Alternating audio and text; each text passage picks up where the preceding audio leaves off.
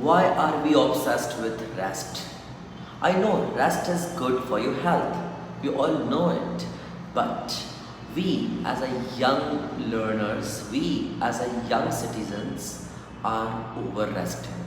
So over resting means you have some health issues, you are emotionally imbalanced, you have some physical sickness.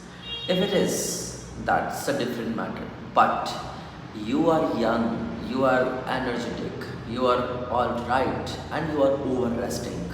That means you are not concerned about your growth and career, because everyone in this world is working hard and harder to earn bread and butter and to live a better life and to live with a good standard of living.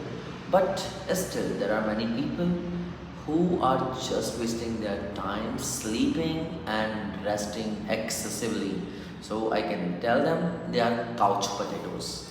But believe me, if you are a couch potato, you can't survive in this fast paced world. Your career and your growth will soon decline to the level that will make it more challenging for you to survive in this world.